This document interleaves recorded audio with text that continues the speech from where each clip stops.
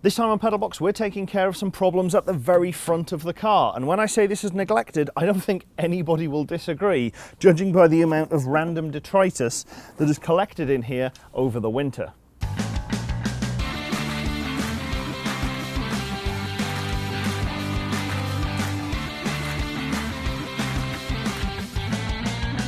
So the whole splitter and grille area is something we've neglected really badly, as I say. You can tell that there is so much grinding dust down here with all of that's now rusted over the winter. There is some moss growing on it. There's all sorts of stuff. The splitter is it's in surprisingly good condition, but it looks terrible. It hasn't rotted, which is exactly what we wanted out of this phenolic ply.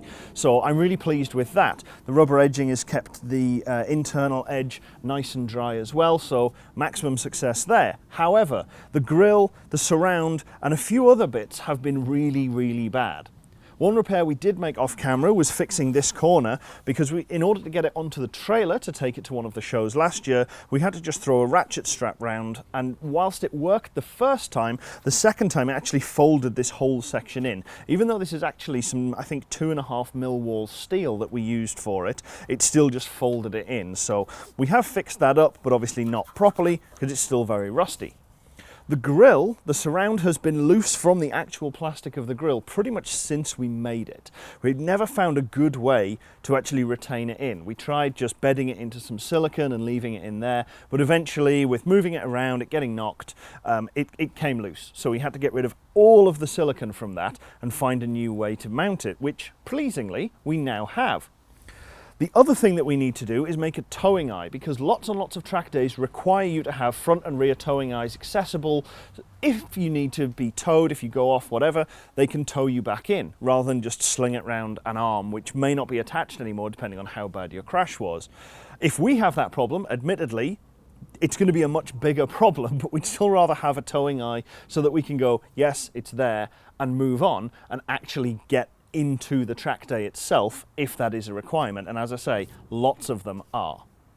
So the grille, we basically removed this whole thing, cleaned it all down. The middle had actually broken up, so we had to fix that back up again, and we've actually welded this in. Now you might say, how on earth could you weld plastic in? Well, we just welded in all of these little tabs with the grille in place. You could theoretically bend this enough to get it out and you might not break it, but ultimately this is the right shape, it's the right grille that we want, and I'm pretty happy with it exactly as it is. So we just welded these tabs in and used a little wet cloth just to cool everything down so we didn't melt the grille too badly. It did a little bit, and particularly here where we had to put a support in to join that middle break between the two sides. But I digress. Now this is well mounted in. It flexes a little bit, but it doesn't actually come out of the frame, which is really good. And we've also put an extra little tab on the bottom, because before it was just held at the edges, and unfortunately that's not really enough to hold it in. It flaps around at the bottom in the middle, so another one, at least one for now, is going in. We'll see how it does. We might need to put a couple of extra ones in. The top edge, it still just pinches in underneath the crash bar and holds in place, but we are going to need to mount that at some point, because it does just rattle around ever so slightly, and that is not good. But we can't mount the top yet until we've got our towing eye in, because we don't want to punch anything through the bodywork. We really want to make some sort of removable towing eye if possible, and that is where this very big, thick piece of box section comes in. So this piece of box section is going to be cut down into an L bracket. We are very fond of cutting box section into L pieces. However, this is going to be a bit of a chore given its thickness. It is probably getting on for about a 5mm wall, which is going to be hopefully plenty strong enough to tow this car along. This is going to be mounted underneath the crash beam, so my hand or my arm is the crash beam that comes across the front of the car. This will be mounted to it with two bolts that will go underneath through here to mount it on. So it will be pulling that way, albeit it will be pulling through two bolts mounted through the top. Onto the front, in order to make the actual eye, we're going to use this M14, I think actually this might be an M16 bolt. It is absolutely massive, that we took off one of the TTs or the A3s from somewhere, and this will be perfect. We're going to mount the nut, the corresponding nut that goes on the back, onto the inside as high up as we possibly can, so it will be tucked really nicely in underneath here. Obviously it's going to have to hang down a little bit for where that bodywork just sits below that crash member, but as low as we can possibly get it, and then weld that on.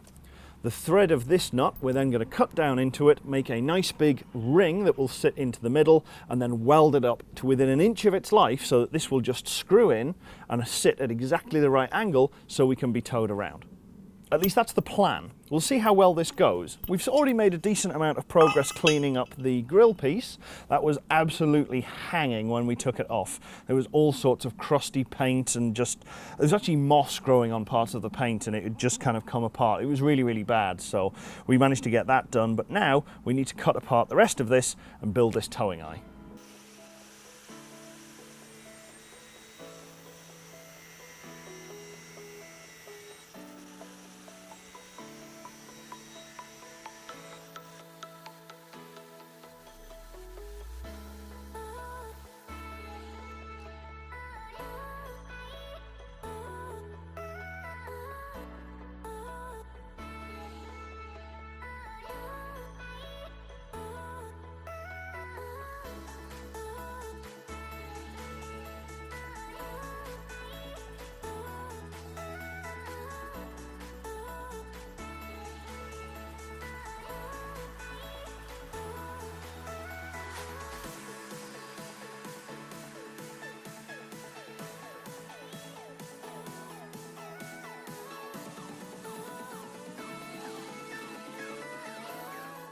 So this is our bracket. We've cut the back so that it lines up with the inside edge of our crash structure, that crash beam that goes across.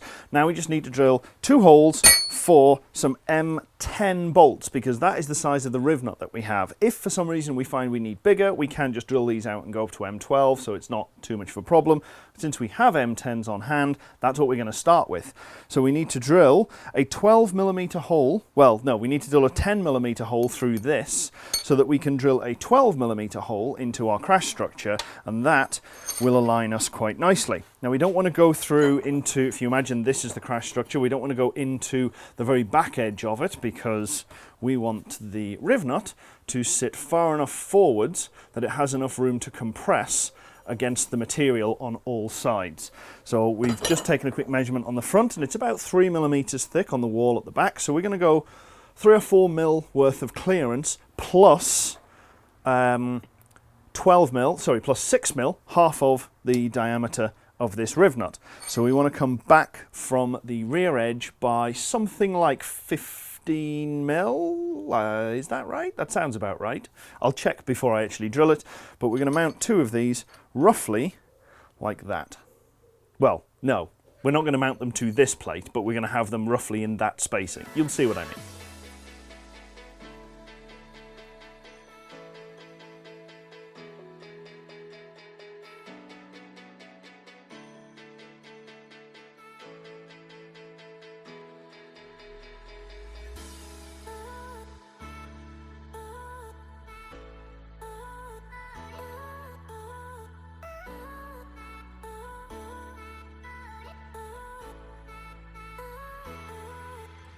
So we're all done for now, mounting up as much as we can of our towing eye bracket. So I've got a big M14 bolt here that's pretending to be our towing eye.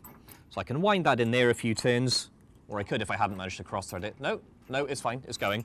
And that is how we'll pull the car out of any gravel traps that we inevitably fling it into. Unfortunately, we can't actually pull the car around by it yet, because this in my hand is one of the riv nuts that's meant to be going in to the crash bar there. Unfortunately, so you've got this riv nut tool here, and there's a nice sort of threaded center section that you wind your riv nut onto, put it into a panel, and then pull it down to compress it. But these threaded sections obviously are sized per riv nut, and we have managed to lose the one for our M10s, so we can't actually put these in yet. We've just clamped it in place for the sake of a demo. So we're gonna have to order a new one of those. Standard PedalBox moment, I guess. We've lost something and have to order it, which means it's gonna have to wait for another episode. But for now, at least, we've fixed everything up, fitted it in place, and we know it's good. There is one happy accident as well. Our grille can actually fit in front of it. We thought we were gonna have to hang this thing out in front of the grille. So you'd have the grille up in the car like that, and this would be coming down over the top of it. and we'd be bolting in front, which would obviously you'd be able to see it, not the end of the world, but it'd be a little bit ugly. But as it happens, the way it's all lined up, we can actually put the grille in front of this, and the hole that it fits into is just kind of around here somewhere. So we're just going to have to knock out one of these little strips, one of these sides of one of these hexagons, just to make space for the bolt going in, or for the towing eye to go in. And this will actually work in situ with the mounting point actually kind of hidden away from the passerby.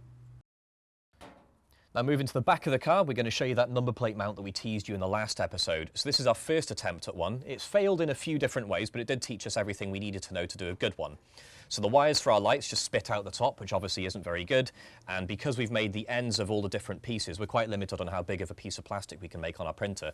But we made the ends quite small, and they basically just break apart. As you can see, this one has done so. So we did a second version, and we've put much bigger joining faces on. So we've done big zigzags through the back of it. So we've got a lot more face to glue to, and we've also put cavities in the back of it where the wiring from the lights can fold down and run into this and be nice and stealthy. What we've also done is extended the sides, and we're actually going to reuse our original number plate lighting holes. So we've obviously moved our number plate lights because they don't work there, but we can reuse the mounting holes to hold the license plate itself. So that's going to go on there just like that. The lights are going to fit on the top, the wires are going to tuck down nice and clean, and this should be a huge upgrade to the back of the car.